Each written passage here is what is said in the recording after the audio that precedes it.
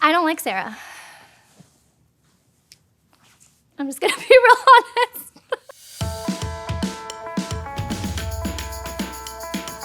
We're talking women. We're talking women. We're talking about women, The Bible. The Bible. the Bible, Drama. drama, Drama about women in the Bible. Drama about women in the Bible. and everything in between. And everything in between. And everything in between.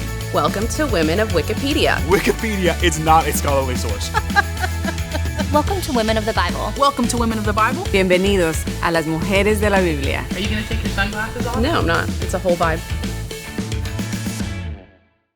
Okay, so we are still on the topic of Mother of Nations, so we're gonna talk about Sarah. Yeah, the Abraham, Sarah, Sarai situation it's a complicated one. It would take an entire season of the show to really unpack the intricacies of that story. So she was originally called Sarai, but just for simplicity's sake, we'll just refer to her as Sarah, okay? Sarah, I like to call her the girl who laughs in the face of God because she had the boldness to, when God gave her something, when God gave her a promise that she didn't believe would happen, that she literally laughed in front of the physical manifestation of God. Something to note, her first description that we see of her is that she's barren, which is an interesting starting point, which we see a lot in the Bible, actually, about barren women. But it's also an incredible way that God shows his faithfulness, and it shows how good he is, because in all the barren women that we see in the Bible, we see that they end up eventually having kids.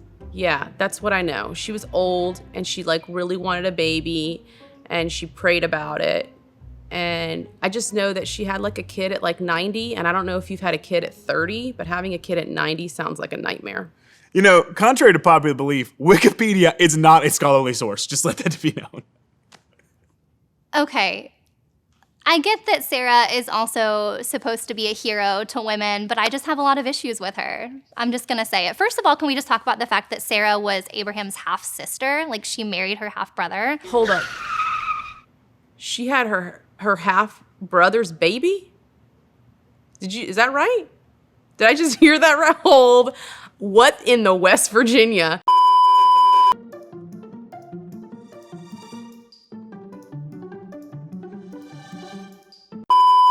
This lady had her half-brother's baby? Is this for real? It gets a little incestuous in the early days of the Bible, but I feel like we have to understand, because sometimes when you're reading the Bible and you see these things and you're like, wait, Sarah was actually his half-sister. That's really creepy. And then when you actually go back and you think about Noah and the whole earth being obliterated except for Noah and his family, and you're like, well, how did the earth repopulate? And it gets really awkward when you actually think through things. But I just always go back to that was in the beginning of time and the earth had to populate. There were some exceptions made, and that maybe all those ancestral, is that a word? Ancestral? All those ancestral defects didn't exist because God was okay, the earth needs to populate. So they got a free pass, but we don't have those passes anymore. So, public service announcement. That's a mess. That is indecent proposal of the Bible, and I don't know what I would think about that. I'm really shocked. Her half-brother.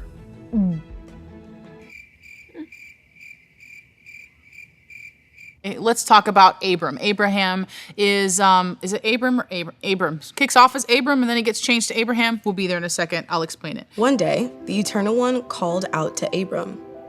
Eternal One to Abram, he says, Abram, get up and go. Leave your country, leave your relatives and your father's home, and travel to the land I will show you. I will show you, okay. Don't worry, I will guide you there. I have plans to make a great people from your descendants, and I am going to put a special blessing on you and cause your reputation to grow so that you will become a blessing and example to others. I will also bless those who bless you and further you in your journey, and I'll trip up those who try to trip you along the way. Shout out to God. I'm very thankful for Abraham, because if it wasn't for him, I would literally not be here. He was the first Jew. I grew up learning about him, and I'm also a Jew. So I'm the token Jew in the room right now. And so I grew up literally Genesis 12, 1 through 3. Can we just make sure that's correct? Because my Bible school teacher growing up would be very disappointed if I didn't get that right. Without any hesitation, Abram went. He did exactly as the Eternal One asked him to do. Abram was 75 years old when he left Haran. And Abraham was this old man. His wife was old. And he's like, what are you talking about? How are you going to make me a great nation? And like, where? From where? You know, my wife's 90 years old. How's it going to happen? And God, as, you know, I guess we're telling the story. So if you know it, if you don't know it now, you will know it.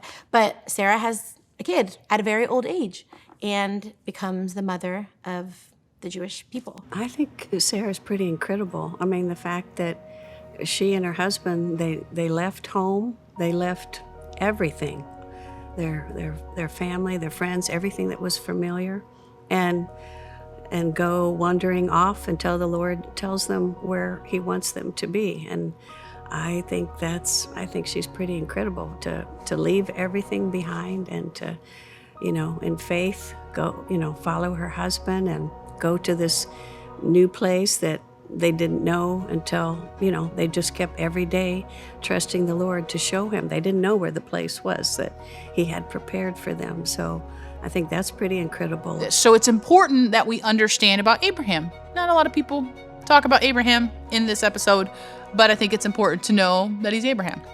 And so here he is. He's the father of the Jewish people and his wife, Sarah. I have a love-hate relationship with this woman for a number of reasons. But first, let's talk about how beautiful she was. Everybody wants to talk about, she was like, where's my coffee?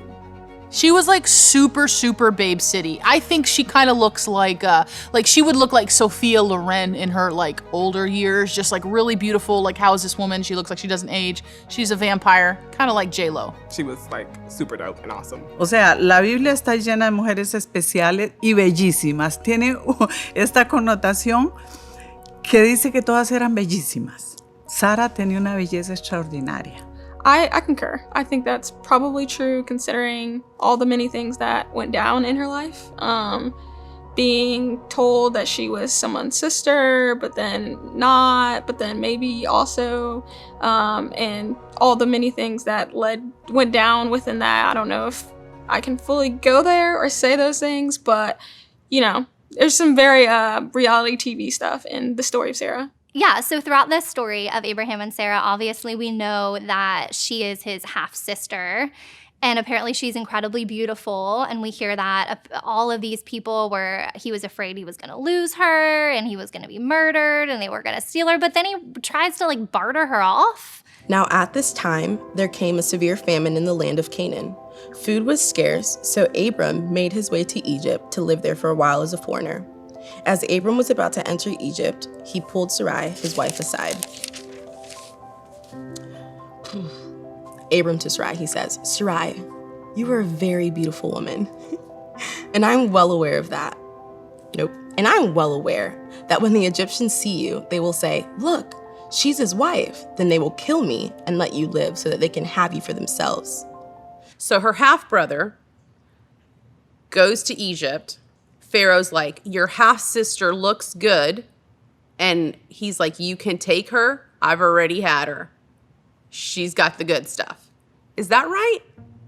Is that what you're saying? Here she has a husband who from the get-go tries to like sell poor girl off. Like, she's pretty and he's like, oh, take her. Like, when he's afraid, he puts Sarah out front. Can you imagine having a man that did that to you instead of like protecting you? He's like, it's okay, girl. We won't tell him you're my wife. I'll tell him you're my sister. Don't even worry about it. Like, if I was Sarah, I would be so mad. Like, can you imagine the conversation with her and Abraham when they get back that night? I'm just saying.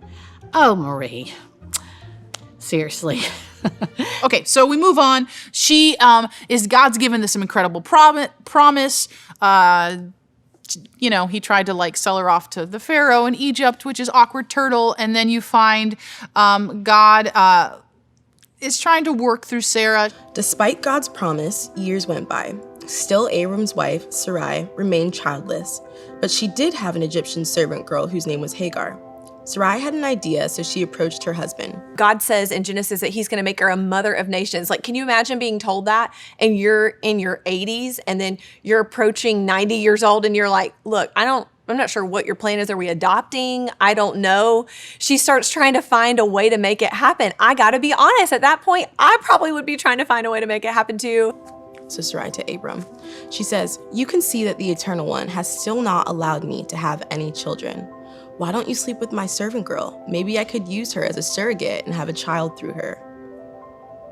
Abram listened to Sarai and agreed to follow her plan. After they had lived 10 years in Canaan, Abram's wife Sarai took her servant girl Hagar, the Egyptian, and gave her to her husband Abram as a wife. Bueno, impaciente como somos las mujeres, y más cuando hay una promesa. Tú me dijiste. Dios les había dicho y ella había escuchado. Y se sabía que había una promesa, que de ellos iba a haber gran descendencia, iban a ser benditas todas las naciones de la tierra. ¿Cómo? Ella no entendía.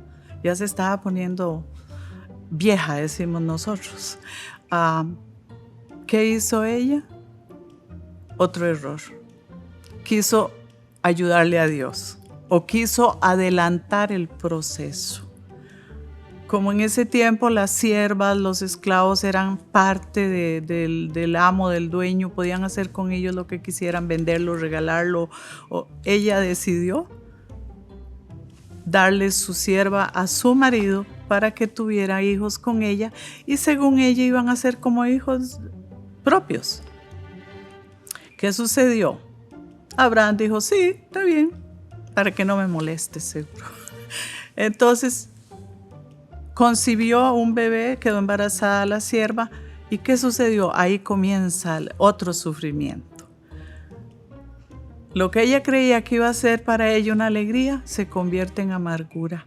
Porque la sierva, al verse embarazada de su señor, la comienza a mirar con desprecio. Lesson we can take from Sarah's life in this part of the episode is don't be impatient. I really have a hard time understanding where she's coming from with this. And then she had Ishmael. And it's also crazy because literally like the feud between Israel and Ishmael, and I feel like what is now like the Middle East, all of that goes back to this story, which is mind-blowing. Oftentimes what will happen is that when people go to explain why women aren't as present in the Bible and why, things like the Hagar situation played out and stuff, why that happens is some people will come at you and say, well, it's because in the ancient Near East, it was a patriarchal society. And that is true of the ancient Near East in general. That is very true. It was a very patriarchal society. And what that meant was that men hold authority in basically everything. And in the views of the ancient Near East and many cultures, it was the job of the man to uphold everything and have all authority at the house and in the society and in different governmental aspects and all those things. And then it was the woman's role to basically nurture and take care of the kids and all that stuff. That was true of ancient Near East in general. However, it's kind of unfair to use that patriarchal society language in describing Israel, because that, again, was not God's intent. God's intent was not for this weird one being subordinate to the other situation. It wasn't supposed to be like that. But you have to recognize, think about it. Today, in our modern world, right, when we do something that's outside of the ways of God, it's going to look different in the modern world than it did in the ancient world, right? Because we have just a different society we live in, we have different pressures, we have different things coming against us, blah, blah, blah, blah, blah, different kind of influences. So obviously in those days, remember Abram and Sarah, they were from Ur, which was a pagan city, a patriarchal city. And so what happens is when they are in moments of weakness, of course they're going to digress into what they self-deem as culturally appropriate. And so therefore, that's why you see sometimes when some of the patriarchs of the Old Testament find themselves acting more patriarchal than perhaps your intuition tells you that they should, most of the time it's because you're right. It's because they're kind of digressing into something else. And so with the story of what happens, this thing that happens with Sarah and Hagar, when a woman was barren, it was common practice in the day for one of the maids to be the surrogate of that family. But then obviously that kid was then recognized as the wife's child. Weird practice. Again, it was another cultural practice of the day. But again, remember, you have to recognize that God had already told them up to that point, Sarah and Abraham, that she was going to have a child, right? But when they got kind of anxious, when they were like, okay, we're getting a little old here, and by a little old, I mean, they were a lot old, and they were like, well, this isn't happening. Well, then all of a sudden so they do exactly what Adam and Eve do, in that they they hear what God wants, and they are starting to understand what God's ways may be. But because they're not playing out the way that they're expecting them to, they digress and do exactly, in order to achieve the ways of God on their own, do something opposite of the ways of God. It's kind of this weird dichotomy in the way that it works. And so there you have, now they go, okay, well, we can solve this problem ourselves. Here's what we're gonna do. Let's just have Abraham sleep with Hagar, we'll give birth to this son, and then that will be the son, and then things should work out, right? That seems right. But then what happens is Ishmael comes along, and God's like, what's going on here? And so anyway, I say all that to say this is a very, very complex situation. And, it's just one of those scenarios where I look at Abraham, and to me, I think Abraham is, I actually have put a lot of study into Abraham. He is the Abrahamic blessing is God's people, And so understanding Abraham is such an important thing, but you can't understand Abraham if you don't understand Sarah, and you don't understand Hagar, and you don't understand Ishmael. And then of course you don't understand Isaac and what plays out from there. And so ultimately, this is one of those moments where you look at Abraham and you go, okay, dude, you made a bad decision, and there's a wake of shame and destruction in the path of it. And that makes me sad. But luckily, God still upheld his promises, and though she was in her 90s, you have Sarah conceive a child, and then literally that will change the rest of human history. That will literally take us all the way up to Jesus himself in lineage. It's kind of messy drama going on in the Bible right now. It's a hot mess express. And so what happens is God comes and he makes a covenant with Abraham. So at this point, he's made him a promise, and now he's in covenant. Now he's making an epic covenant with him, so much so that he changes his name from Abram to Abraham. Is that how it goes? Abram to Abraham? The covenant applies to her as well. No longer will she be known as Sarai. Her new name will be Sarah. So in this story, we find that God didn't just make a covenant with Abraham, but he also makes the covenant with Sarah. So it's like God is restoring what Eve maybe and Adam screwed up in the garden. It's this really beautiful covenant. God's restoring something here. It's super important. We're going to find that later in the Bible, God is now building a covenant with their people. He is restoring sin. He's going to eventually restore it all with Jesus. But we're not there right now. We're in Women of the Bible, the beginning. In a couple episodes, in a couple seasons, we'll fix that. But anyways, point is, God's about covenant. God's about restoring people. And he does that through Sarah and Abraham, Sarah. Anyways, they get a name change. It's really important. They're in covenant. Okay. Anyways, so now she's older, a lot older. Like 90s. She's like super old. And Yahweh and the angels show up, and they're like, hey, your wife in about a year is going to have a baby. And homegirl starts laughing. She starts laughing at God. At my age, old and decrepit, as is my husband, both of us long past having any desire to engage in lovemaking? ? But the Eternal heard what Sarah said and addressed Abraham. The Eternal One said to Sarah, why does Sarah laugh and say to herself, there's no way I'm going to give birth at my age. Is anything too difficult for the Eternal One to accomplish? At a time that I will determine, I will return here to you when life emerges from her womb. I'm telling you, Sarah will give birth to a son. And Sarah was embarrassed and tried to deny laughing. She feared these were no ordinary guests. She was correct. I mean, can you imagine if you are 90 years old and you are going to become pregnant and give birth for the first time? As a woman, I'm not going to lie, I would probably laugh as well, right? As somebody who's had 2 children. I would have laughed too. Sarah, I would have laughed too. So I can see where she would totally feel like that was kind of a joke. Like, is this even really going to happen? Well, it turns out that Sarah did become pregnant, and she had a baby at the age of 90. The Eternal One kept his promise, and Sarah conceived and gave birth to Abraham's son. In their advanced stage. exactly as the Eternal had indicated. But isn't it like God to make a way where it seems no way? And he comes to Sarah and says, Sarah, you will have a child. You know, this is a woman that is barren, a woman without a child. And at that age, the Lord makes such an incredible, such a just completely out of the box promise. And Sarah, the first thing that she does is like, no way. Absolutely no. It's not gonna happen, right? I'm paraphrasing, but Sarah basically doesn't believe. She doesn't really understand. But you know what? The beauty of our God that is so amazing is that our doubt, our unbelief doesn't stop him from blessing us. It did not stop him. It didn't stop him from blessing Sarah. And so I love, as I'm studying the life of Sarah, I love how the Lord encourages me that he's not looking for perfection in us. He's just looking for for a heart that is available.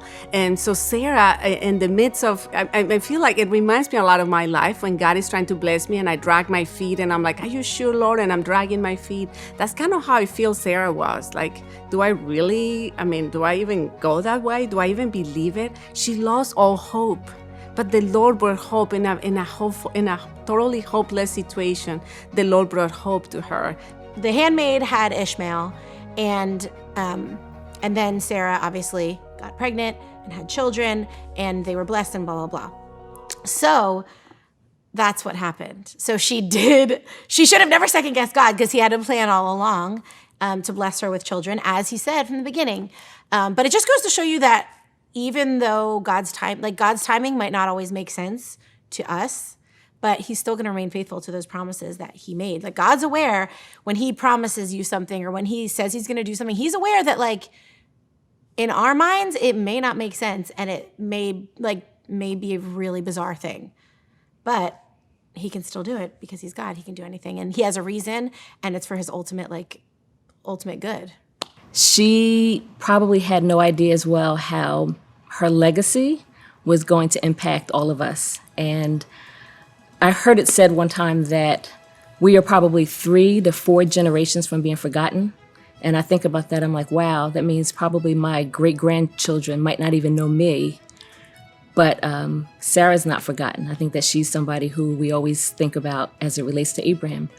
And if you think about her legacy, that she now is we know her as a mother, we know her as a grandmother, and think about as a great-grandmother, she has a great legacy. So as a mother of Isaac and the grandmother of Jacob and Esau, the twins, and here we go with Jacob, known as Israel, to then become the father of the next generation of the line of Judah. And like, here we are, 12 tribes of Judah, all because of the legacy. So I think that she would have not known how important her life would have been, but I think that we can learn something from that too. So another thing we see in Sarah's story is, although she did become a mother of nations and God's promises were fulfilled in and through her, she had also some ugly moments. She had some dark sides as well. And so, when her Egyptian maidservant became pregnant with Abraham's child, Sarah actually, instead of becoming joyful, she became very bitter, and she treated Hagar very ugly, and she actually ended up basically exiling her from her life. And it was a moment of just, she felt rejected, and so that was not Sarah's finest moment whatsoever. And then her husband Abraham also lied to the Pharaoh and told the Pharaoh that Sarah was his sister because he was afraid of being killed, and so she almost became the Pharaoh's wife because she was very beautiful, and the Pharaoh wanted to have her until he found out that she was married to Abraham. So lots of scandal, a little bit of a soap opera moment, couple soap opera moments, definitely in Sarah's story, but none of those moments negated the fact that God was still using her to fulfill a promise that would change the course of humanity. What I love so much about this story is the end of it. So there's this chapter in the Bible, I think it's in 20 something. Anyways, 23. Was it 23? Yes. Genesis 23. And so it's literally called the death and burial of Sarah. So Abraham's like really sad and his wife died. And so he goes to Ephron, I think his name is, and he's like, hey man, can I borrow the cave on this land? Because he's a foreigner, to bury my wife. And he was like, no, man, I'm not just going to give you the cave because, he had favor on his life. And he goes, I'm going to give you the land where she's buried, where so you can go ahead and bury your family, go ahead and use the land. I'm going to give it to you. And so he does it in front of all of his servants. It's like this big hoopla, it's this big thing. And he buries her in that land. Chari, why are you telling us this? Because, dude, the land that she was buried in ends up being the promised land that his people and descendants come back years and years later and are given the promised land. So, dude, she was buried in the promised land. The promised land to our people is everything. And so, I mean, that just, what you just shared, just totally that she did end up, I mean, her death, her burial in the promised land. That is just that the Lord would bless her that way, that happened, and that it was important enough to the Lord, the place she was buried. So I don't know where you're at in life today, but something may have died, but it might be in the soil of your promise. So I don't know what that means, or I don't know, it's a little prophetic and weird, but so it's okay. God restores all things in his time. You might not be able to see it. Sarah didn't see what all her descendants were going to look like, but her descendants were like the stars in the sky. And I'm super thankful for Sarah, even though she did a lot of sketchy things. In biblical times, we see a lot of the women of the Bible begin to get pregnant and start to try to conceive at a very young age. Right around 12, 13 would have been a normal time. Sarah was in her 90s when she finally conceived. There are so many of us that are sitting and waiting. We're waiting on the Lord.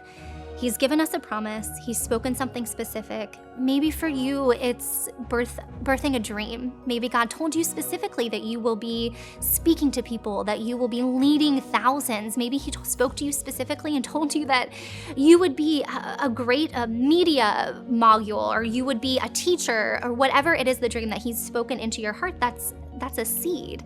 And just like the seed that's implanted in a woman's body when we conceive, it takes time to grow. And I just want to encourage you that if you are in the waiting, maybe you've been labeled barren in some area of your life, God can still bring life and breathe life into that area and birth whatever it is that he spoke to you. Sarah waited over 80 years for that promise to come into fruition. Can you imagine?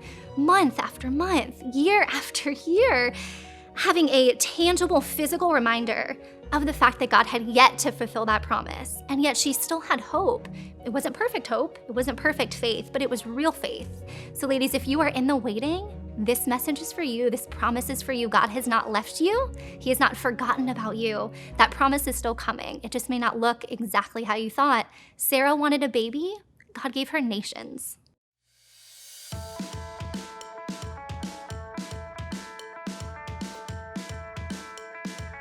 I loved how in this story it goes from poor Leah to yes, Leah.